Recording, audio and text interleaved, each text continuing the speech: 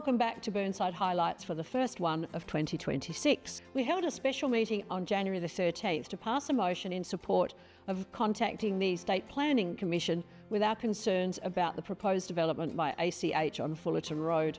Last night we held our first monthly meeting and had a presentation from Brownhill Keswick Creek Stormwater Project that continues to deliver for 5 councils subject to potential flooding. We approved a significant long-term, visionary open space plan that will guide decision-making in Burnside with 14 important recommendations for the future. We discussed plans for Main Street Fruval and advocacy for changes to legislation with regard to managing cars left on public roads for lengths of time. And on Monday, we held our Australia Day ceremony at the Regal Theatre.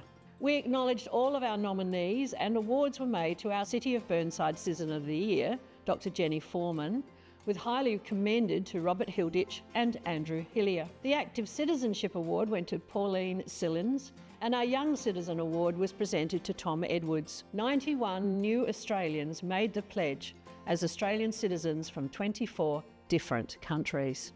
Did you know that we have a building conservation advisory service where you can get advice on how to preserve, renovate or restore your house? And I am with Pippa, who will tell you more about it. Pippa, who's eligible for this service? Thanks for asking that question.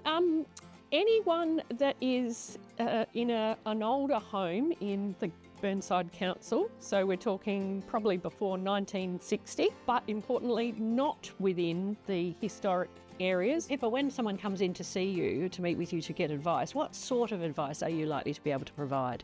Yes, well, often I will come to the person's home to see the property and to see the issues that we're talking about. I can provide advice on rising damp and salt attack, also known as salt damp. Preliminary advice on cracking and whether they need to seek further advice from an engineer. And there's a lot of that around with the Bay of Biscay soils in Burnside. But also preliminary advice on how to best approach alterations and additions, or undoing some of the past mistakes perhaps. If you want to preserve your old home because you love it and you want to preserve its charm, please take advantage of this free service. Before I close, this weekend, Kensington Baseball Club celebrates its 100th year of sport in Burnside, with a game being played at Newland Reserve against Goodwood, their first competitor that they played against in 1926. So that's all for this week. Keep cool and check on your neighbour to make sure all is well.